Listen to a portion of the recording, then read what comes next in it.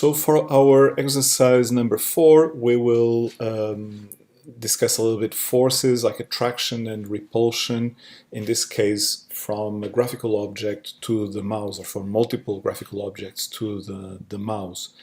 That will allow us to discuss 2D vectors and also arrays. Okay, so let's open the project generator, and I want to create this in my folder, not in my apps folder, but in GMC folder. And I will call this, I need to remind myself of the naming conventions I'm using, so it's exercise 4, I'll call it forces. Okay, so generate, and it should generate in the folder, and then I simply click open in IDE, and here we are. We expand this a little bit. Okay, so so for this exercise, because we saw circles in the previous exercise, let's draw some squares. So there is no draw square functionality, but there is draw rectangle, and we can use that. So if we go to the graphics module and the graphics class, we see that we have off-draw, lots of things, some Bezier curves, bitmap strings we saw, bitmap string with a highlight, circle, curve, ellipse, line, rounded rectangle. Rectangle, this is what we're going to use to draw a square, and triangle. This is what we can draw in terms of shapes. Also, we can add vertexes, and we can create more complex vertexes with that.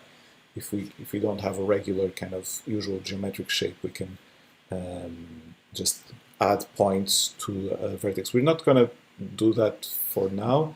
We'll simply draw a square. So let's imagine that we want to draw a square in a random point in the screen. So intuitively we would draw it on draw, but if we create a random point in the screen in draw, it will kind of be jumpy. It will be jump around the screen. We will do that first, and then we will amend it later if need be. So how do we calculate a random point in the screen? So we have of random, not in graphics, so I need to go back and expand all and go of random. So we have different random points. So in the app runner, we have something called of random height and of random width, which allow us to calculate a random point in terms of the width of the window, between 0 and the full width of the window, which is what we want. And random height between 0, which is the top, and the height, which is the bottom of the window. This is perfect for us. Throughout the course, we're going to see other random functions. Just the normal of random is very powerful. So you can have a maximum or a minimum and a maximum, and we'll be using different randoms, but especially of random and of random height and of random width are really useful. Okay, those are the more common ones. So I'm going to draw a rectangle of draw rectangle, and it will have, in terms of width, in terms of the xy coordinates, it will have of random width for the x and of random height for the y, right? In terms of so to draw a rectangle, you need, I should have shown you this before, but you need x, y width and a height. Let me show you. So x, y, a width and height. You can have a z even, but the normal simple rectangle has a x, y, a width and a height. You can replace x, y with a 2D vector, which we were gonna do later, and the syntax would be this. Then you don't have a x and y, you simply have a 2D vector which kind of stands in for the x and for the y. So let's imagine that I want the square to have 100 by 100 pixels of size, right? So if we press run,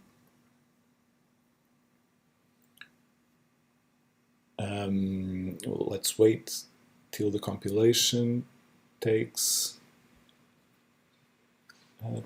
place. So we should have pick a square which is 100 by 100 in a random point in the screen.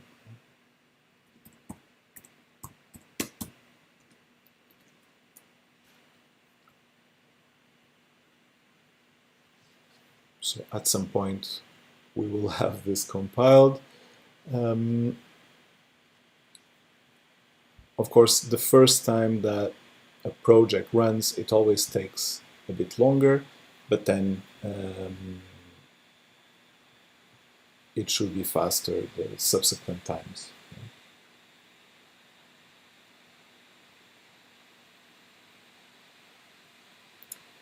So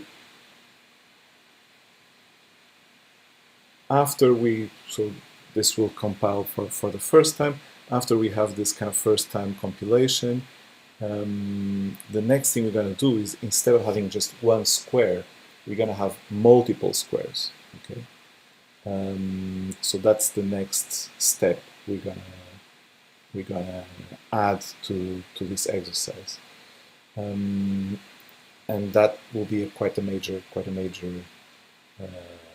step to that we will do next. So now it should be running finally. You see, it is jumpy, right? Because we're recalculating the random, because draw runs on every frame. So the randomness, the random value gets recalculated every frame. If I wanted it to be calculated only once, I would calculate that random value on setup and then have it be drawn with that value that was calculated on setup. But if we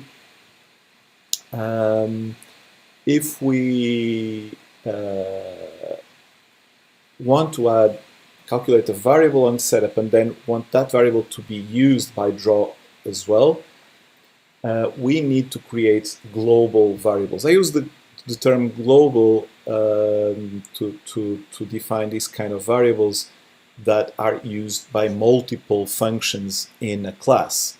So to create that global variable, we need to create it in H, in the header. Okay, so we could, and this would be float, a float for x and a float for y. So it would be something like this: float pos x, semicolon, and then float pos y. Okay, so we have these two variables.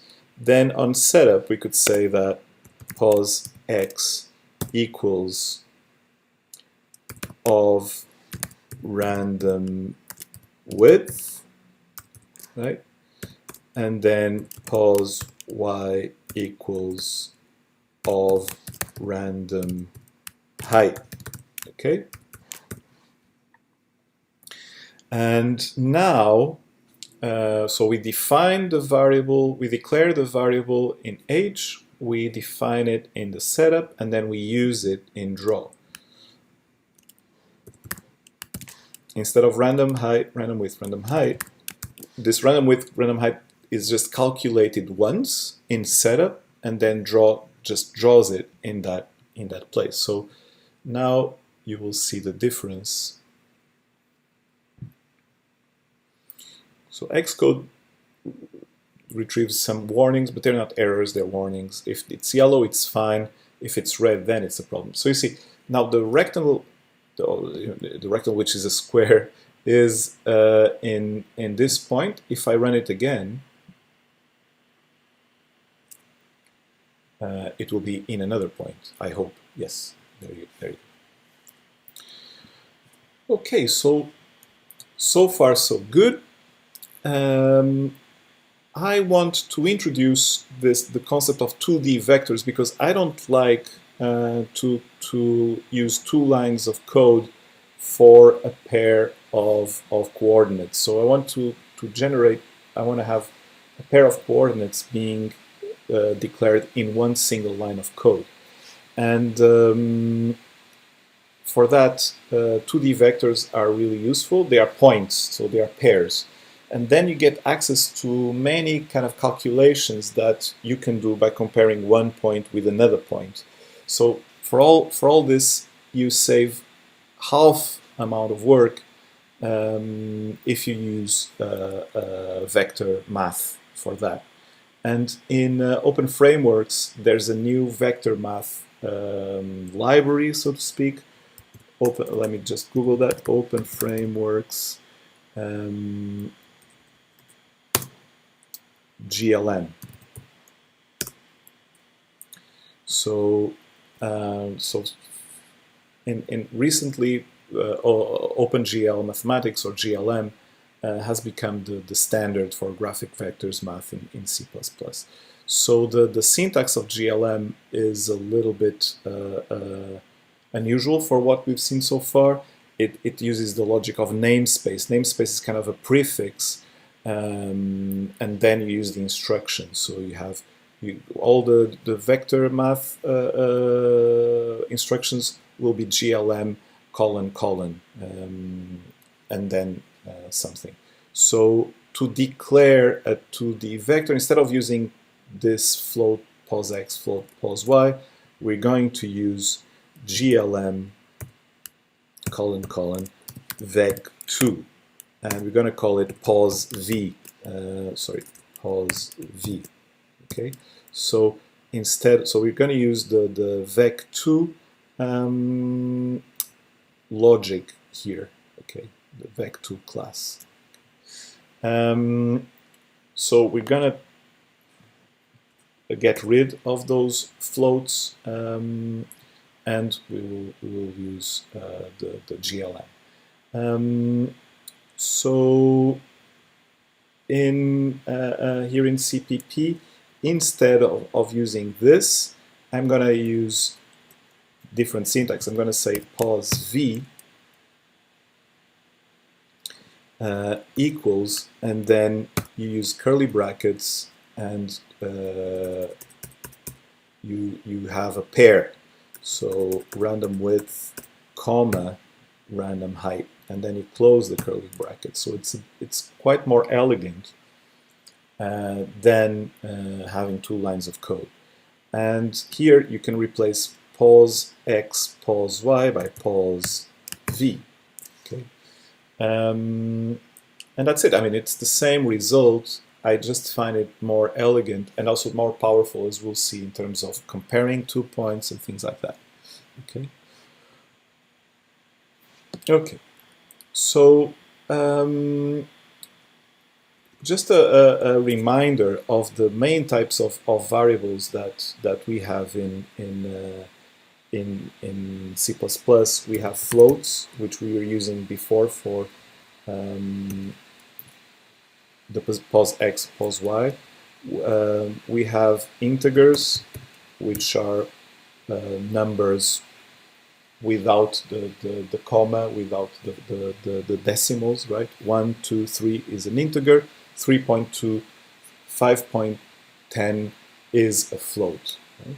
And then we have strings for text, and we have bool for booleans and true or false type of value. So these are the main types of variables that we have in C++. We have many more, but we'll mostly be using these.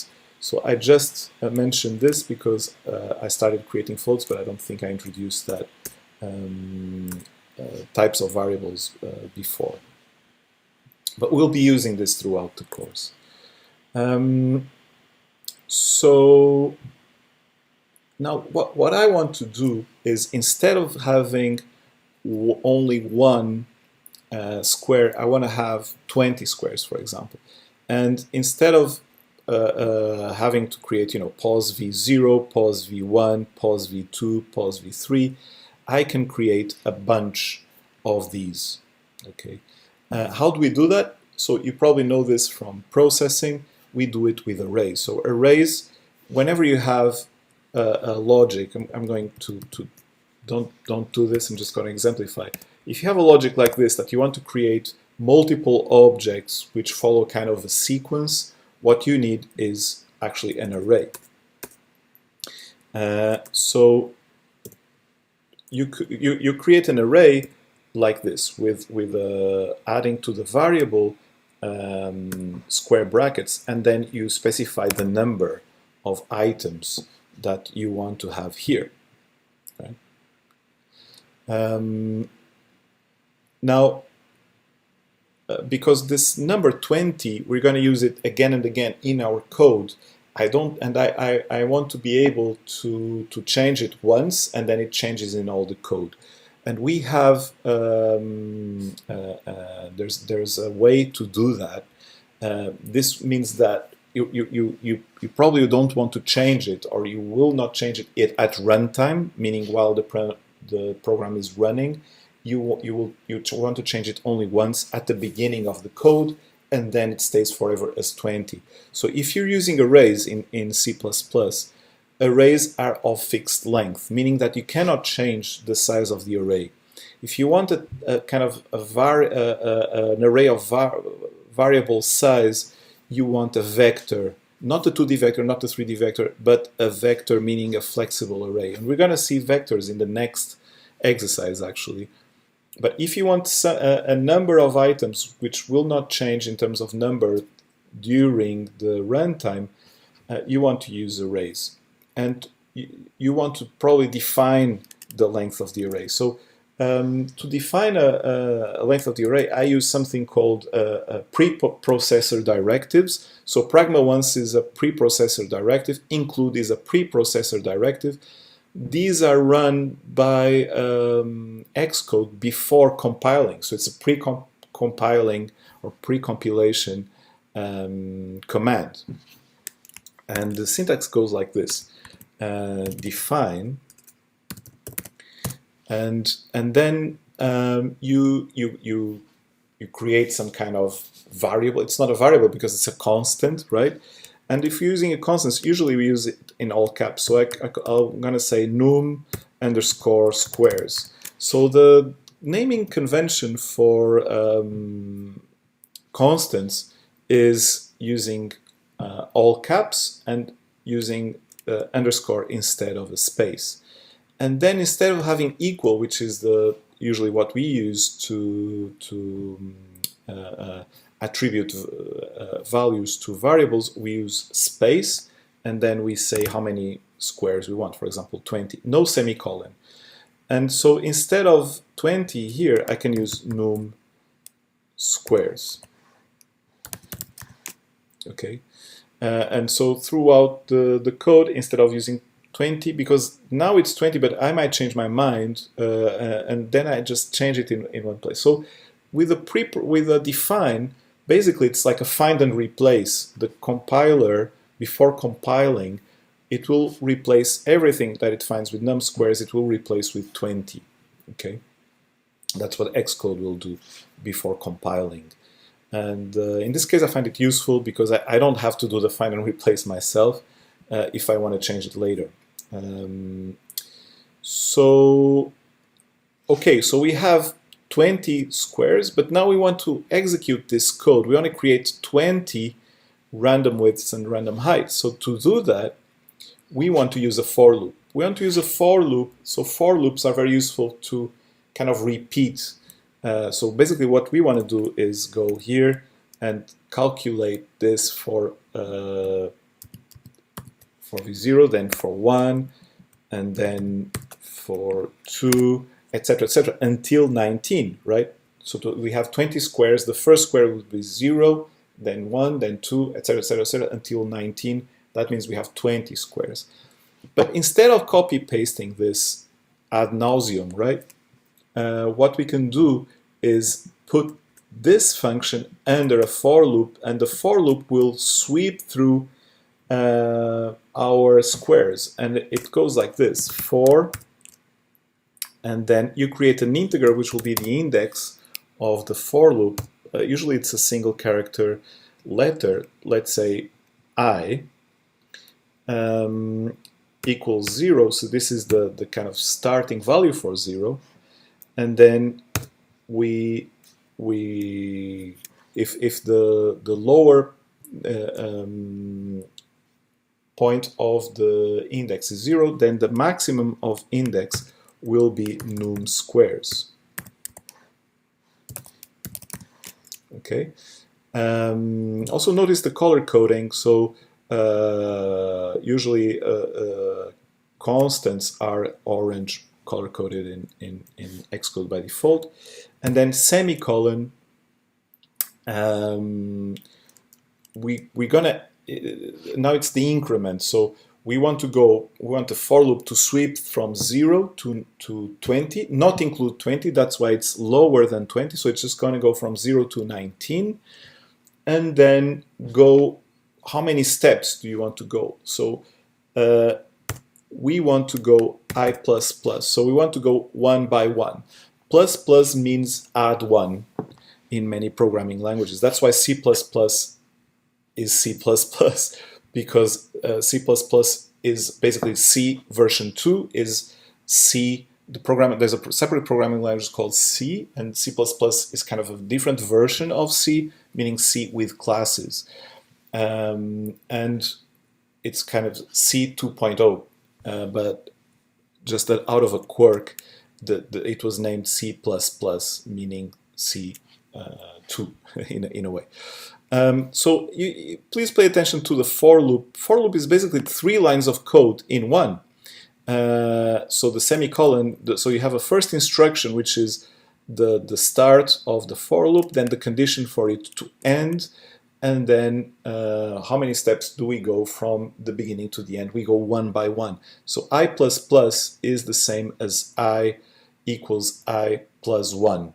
Basically, it's kind of a reflective addition of 1. We're going to see these kind of operators more and more in the class. So now we need to open a curly bracket, and we're going to put our definition of our vec2 inside the for loop, right? So for each I beginning in 0 and ending in 19, which is going to be added one by one, pause v, and I will replace 0 by I, get 20 random widths and 20 random heights.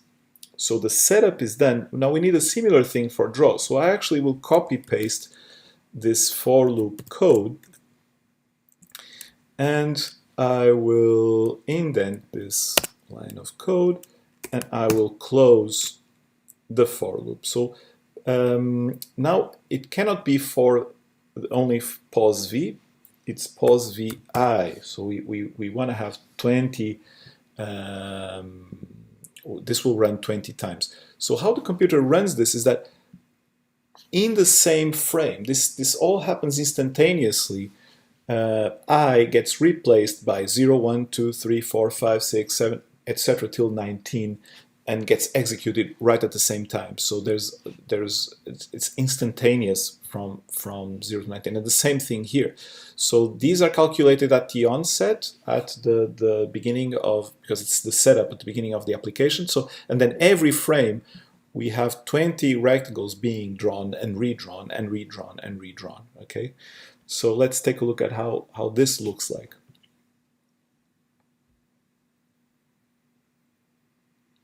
So we should have 20 squares on the screen. There you go, in random positions on the screen. And if we run it again, those 20 squares should be somewhere else, right?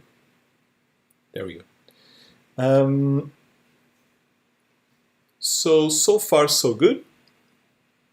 The next step is to make these squares animate and converge towards the mouse. But before I do that, I just want to do a little bit of tweaking, make it a little bit more aesthetic pleasing. So I want to add a background color. Usually I tend to pick black backgrounds. Don't ask me why, just like kind of the minimalism of the black. And then for the squares, I can have a green square, so offset color, and so red will be 0, green will be 255, and blue will be 0. Let's add some alpha, so maybe 50% alpha, so 1 to 7. And let's take a look how this looks like. So then the squares will be 50% opaque. Right? There you go. So what if I wanted to have 100 squares instead of 20 squares? That would be easy. I just go here and change the num squares to 100.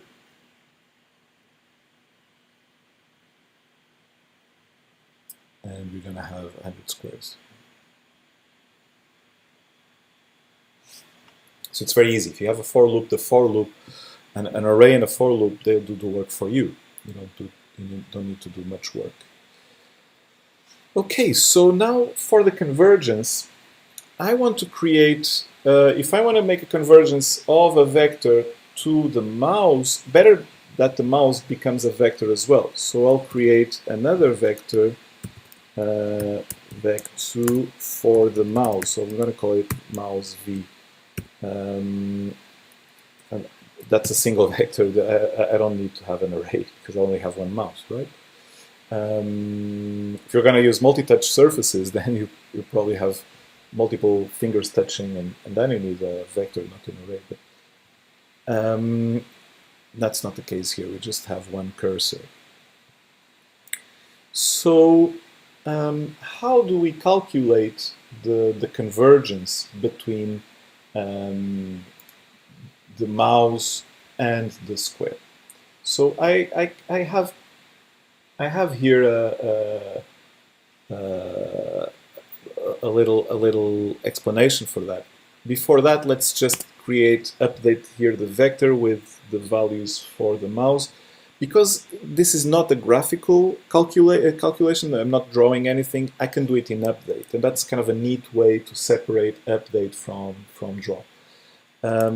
So here I can say that mouse v equals curly bracket mouse x mouse y. So we saw in the previous exercise how to use mouse value. So instead of having a separate mouse x, mouse y, I just have mouse v. Then I can compare pos v with mouse v, and that's going to be incredibly useful.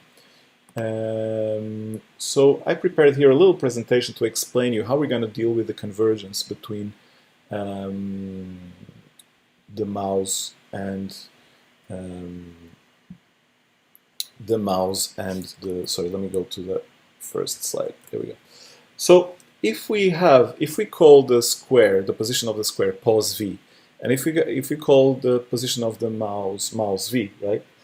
The distance, a vector, measured as a vector, meaning a combination of x and y, difference between x's and y's. The distance between the square and the mouse can be defined as mouse v minus pos v. And what we get there is the red line. So that's the distance between mouse v and pos v, right? if we add to pos v, so if we want to move pos v, we can add a value to pos v, right, to make it move. So if we just add to pos v this distance, pos v jumps immediately to mouse v. That's not very attractive. It's not an animation really. It's just kind of a teleportation of the square to the cursor. That's not what we want. We want something a bit smoother, right? So if we divide it by 2, if we add mouse v minus pos v divided by 2 to pos v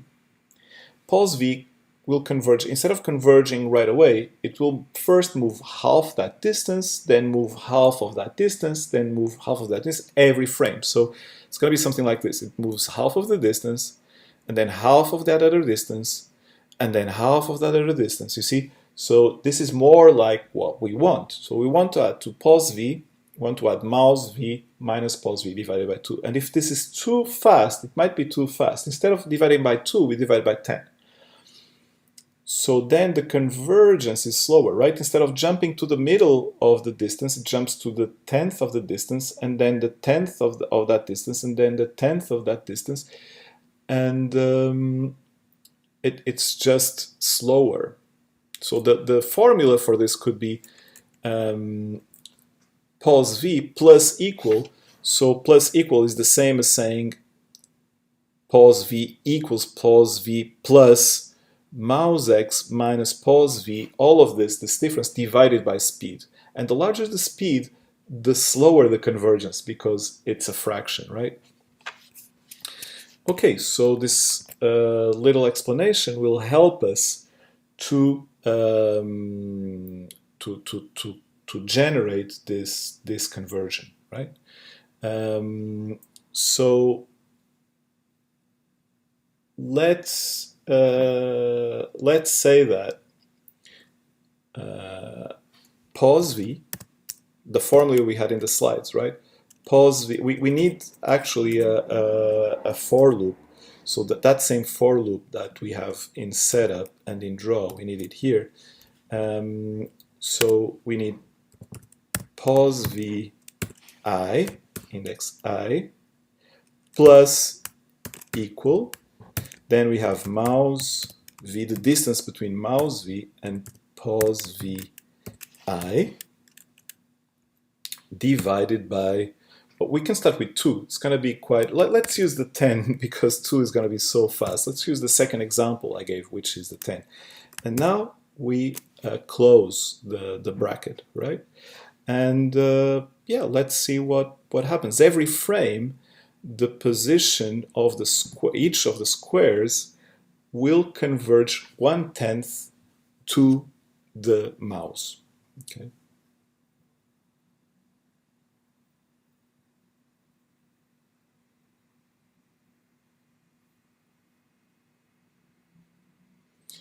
But it happened very close. So you see, 10 is even too fast.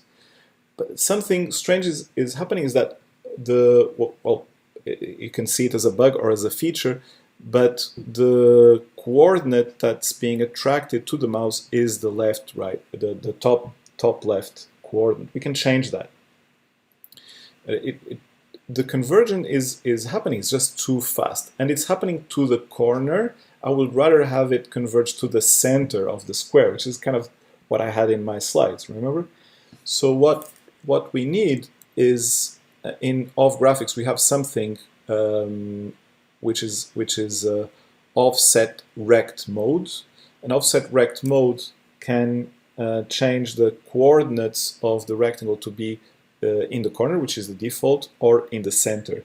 So I'm just going to use, and then it uses a constant of rect mode center. So that's what we're going to use in the setup. Of set rect mode. I could have copy pasted from the documentation, but I also have code completion, right? So it's not that difficult.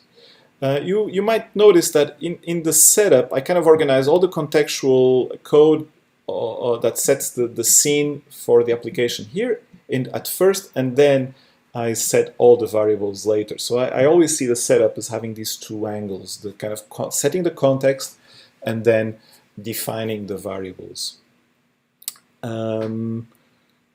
So actually, if I would actually rather have two functions for setup, like we have two for updating. We have update and draw. I wouldn't mind having two for setup, actually. Anyway, just out of tidiness. Now, so that was one of the changes I wanted to do. Another one is that I wanted to make it slower. So we make it slower by making the fraction larger, right? So let's see now how it looks like.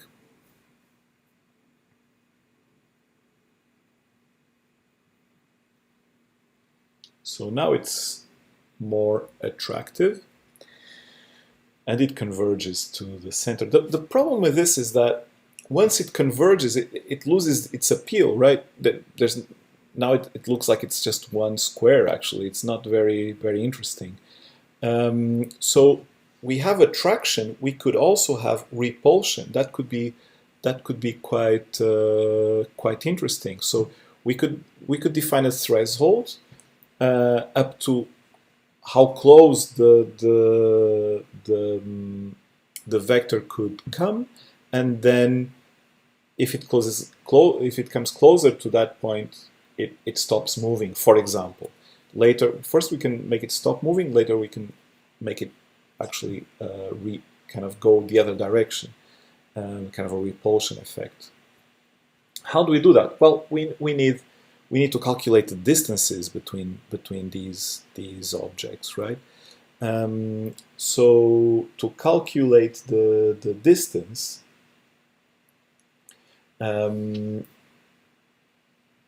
we need another vector, a vector of distance. Okay, so we could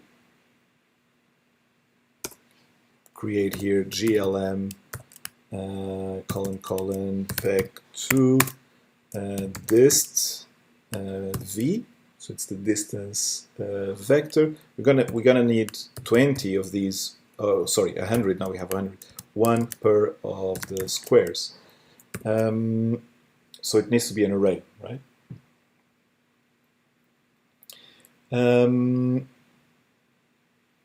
I'm not sure if we need the distance to be here in H. Maybe we could just use it in update, because we're not using it anywhere else. But well, we can optimize the code a bit later. So here, when we calculate when we add the distance between the mouse here, we can also calculate this distance.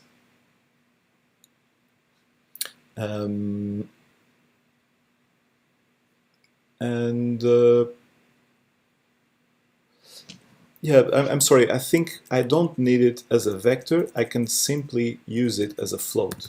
I apologize for the change. Because we're not using it as a pair, we're just calculating the absolute value of this.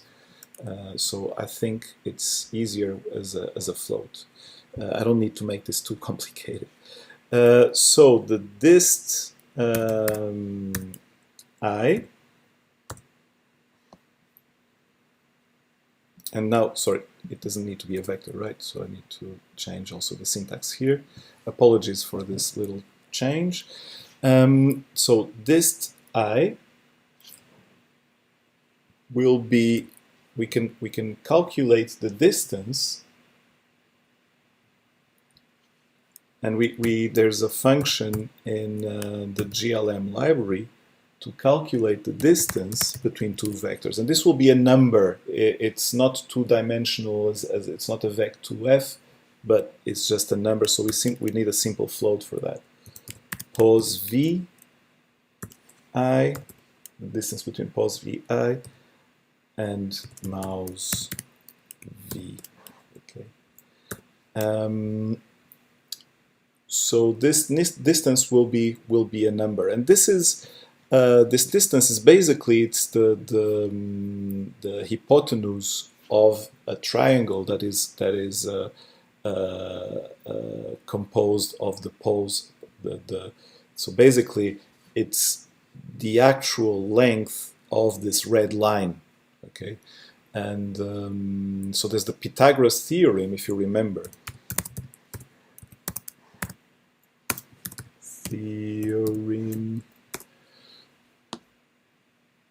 It allows us to calculate that, and that's how distances are calculated. So you have this coordinate here and you have another coordinate there, and you create the absolute value of that. That's why we just need a float. We don't need to make things too complicated. So, and then we have a threshold. If the distance is smaller than that certain float, you can make it attract, or you keep it where it is. So you can say that if the distance is larger than a certain number, let's say 200 or 100 pixels distance between the square and the mouse, then it will converge. But if it's too close, it will not converge. It will not do anything, actually. It will not move. So let's see how this goes. So you will see some squares moving, the ones that are further away, and we will see some squares not moving, the ones that are close. Right? So it's still a little bit awkward, but something has happened here, and that's really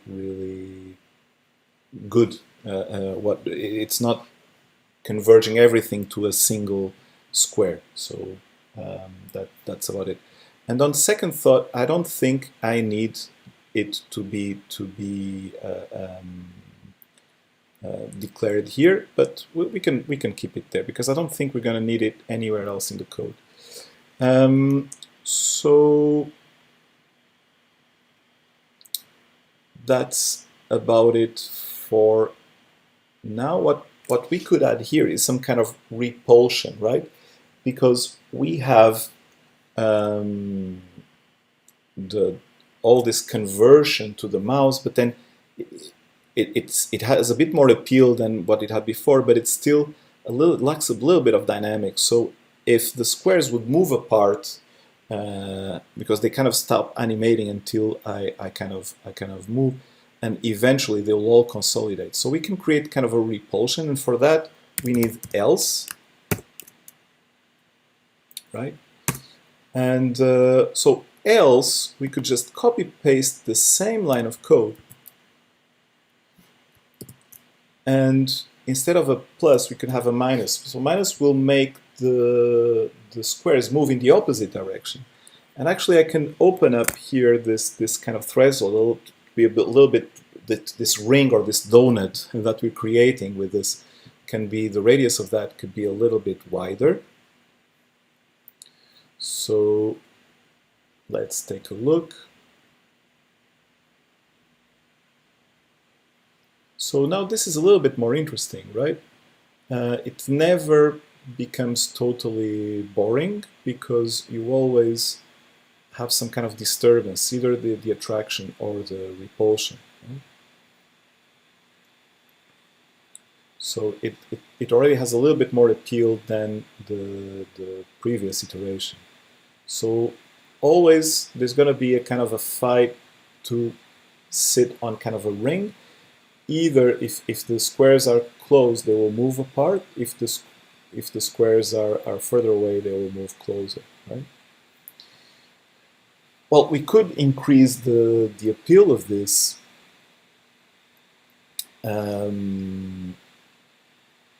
by maybe adding some scaling to the squares if they become too close. So the scale could be proportional to the distance, for example. So let's try that out. To do that, we need to make this size, which is 100. This is the size of the squares. We need to make it into a variable. So let's type it here, float. Maybe not here, but I think to make more sense after the mouse and the position. So float size maybe. So this will be the size of the squares. Well, let's make it into a variable. And here in the variable definitions in setup, let's say that's the default size of the squares is 100, right? So we're just replacing the size of the squares by this fixed number. Nothing changed. I just replaced the fixed 100 by a size, because now I can change the size of the so now this is a variable. So now I want each square to have its size. So I need to go back to h and say that this is going to be size I. Okay. So each square will have its size, and the same thing here. This size, which is here, I can select and drag it inside the for loop, or cut and paste, and this will be size I. Because now, inside this for loop, I can map the distance, right, to the size. I can say that size equals distance. So size I equals dist I. This is probably going to be a little bit boring, but let's see what happens.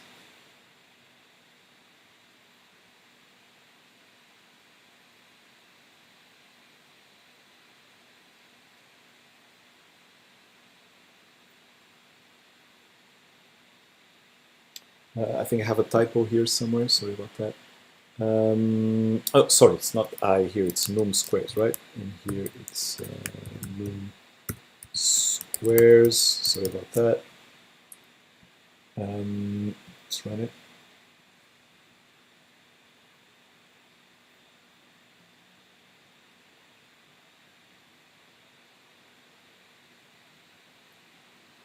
And of course here it's no longer just a simple size, but size I. Apologies for these typos and these little issues, but the bigger the code starts to be, the more we forget to change it here and there, etc. So now this is a little bit more interesting, that the further away things are, the bigger they become, right? Of course, you can invert this. You can say that the size is, I don't know, maybe something like this, 1,000 divided by the distance, so that then it will be, the closer it is, the bigger it will become, right? Because we're inverting the equation.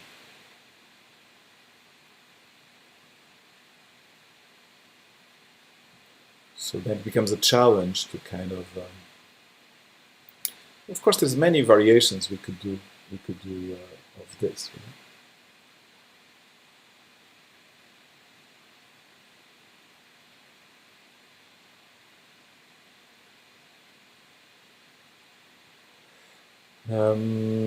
What else?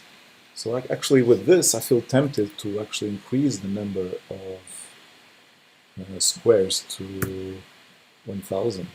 And the beauty of openFrameworks is that it's really fast, so it draws things really, really quick.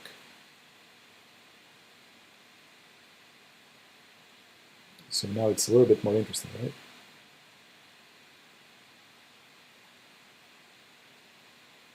we could have, instead of having these small squares, we could have like a minimum. We could add to the size always 50 or something like that.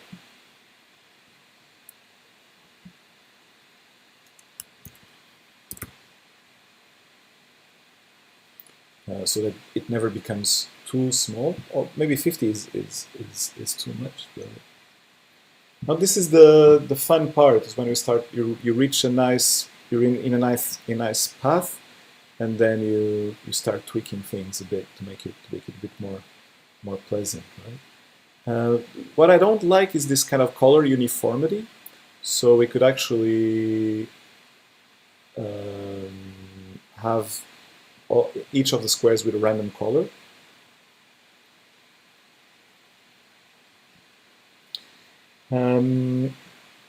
So to have a color, so I could create here a variable for the color.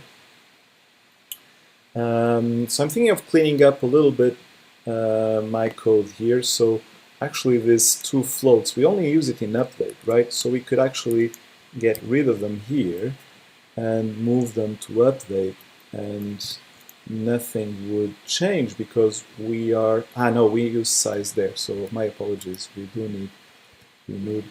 need size here.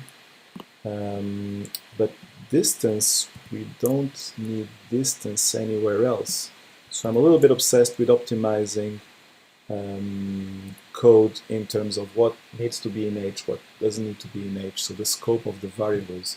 And this is a local variable. It's only used in one of the functions, right? So it still works perfectly well. So if you see a variable in two functions, then it needs to be made global. But if it's only used inside one function, you don't need that. You don't need that. So we just use it as a local one. So now it's a little bit cleaner. I would put the float maybe after the vec2s. So we need, I want this maybe to add a little bit of color variation. So I want to have a little color float here. So I'm going to call it float. I'm going to call it my color, for example. And we need 1,000 of these my colors, right? I have a typo here, squares. Okay. And then I want to create 1,000 of these my colors, right? My color y equals. So I want each square to have a random color value. So colors go from 0 to 255. So what I want to do is go to documentation and show you again of random. So we haven't used of random yet.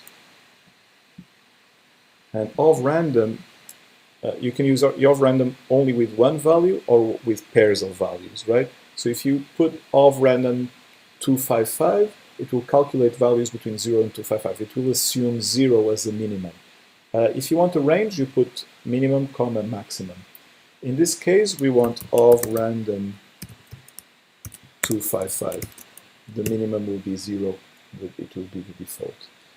So once you have a my color random, you can have each of the squares have a random color, but then you need this offset color to move inside the for loop so that each of the squares inherits that. Then it becomes an issue of where do you map it to? Do you map it to the green or do you map it to the red or the blue? We can try different things. Let's try to map it to the my color to the blue, and we get combinations of blue and green, and let's see how that will work out. And maybe I want the opacity to be a little bit lower, so I'm gonna put 50.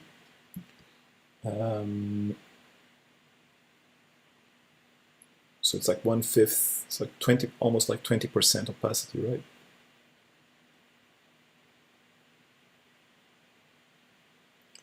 There you go. You have this kind of variations between cyan and green, so it's a little bit more organic and a little bit more interesting.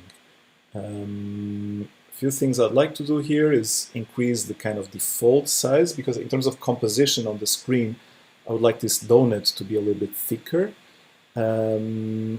Otherwise, I kind of like it. I think it's in a good stage. It's fluid, it's organic, and it's kind of fun to play with at this stage. So you might want to break the donut, or you want to make the donut heal again, and you get all these nuances of color which are nice. So that's about it. Maybe I want to make it a little bit faster, so that's in the speed. It's this here. We should have made the speed into a variable. I hate changing values into in two places. Let's put it as 70, and then this default size, I want to make it a little bit bigger, so let's say 75, and then I'll probably wrap it up just then. Okay.